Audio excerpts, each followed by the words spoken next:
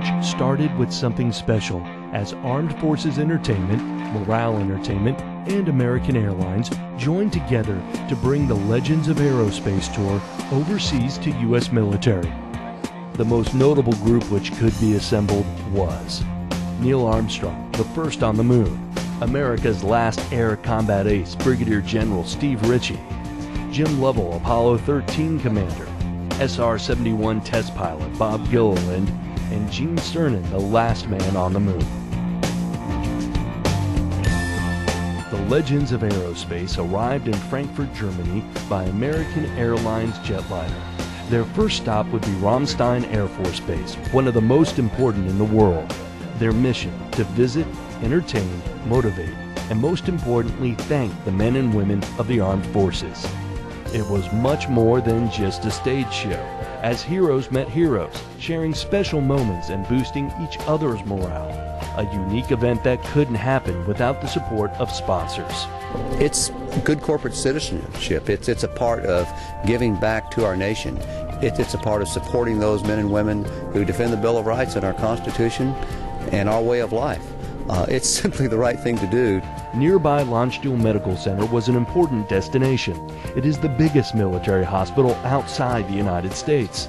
Severely wounded are brought here from all theaters of war and other operations. The group was glad to spend time with patients and staff and hopefully boost morale a bit.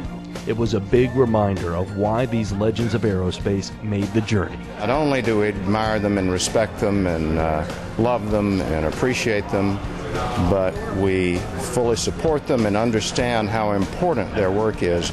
Before leaving Germany, the Legends made a quick stop by the Departure Terminal USO Club to meet and greet more service members and swap some stories.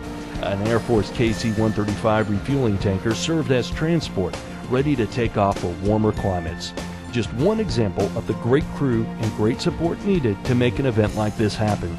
Significant logistical operation going on to get military aircraft, civilian sponsors, gentlemen to do the audio, video, public affairs, the military liaisons. It's quite an evolution to get these things done.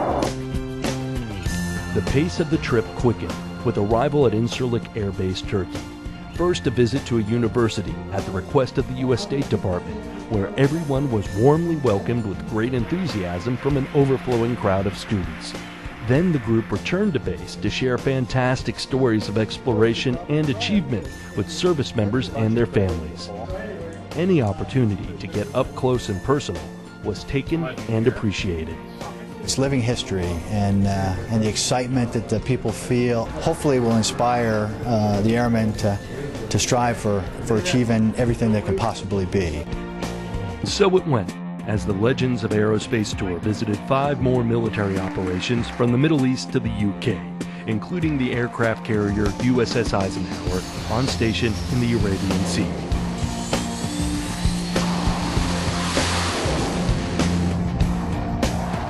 When the Legends were not speaking to capacity crowds, they were busy trying to meet and spend time with military personnel of all ranks and duty, at times getting up-close looks and hands-on experience with the tools of today's armed forces.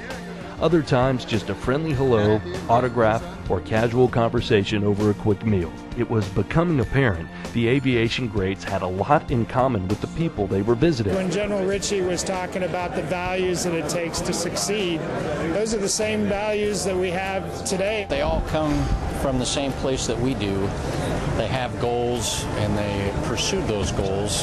At every stop, reaction was positive. Just a big thank you. Just that it can get demanding as the time goes on out here, and having that support from home to have these shows come out here is great.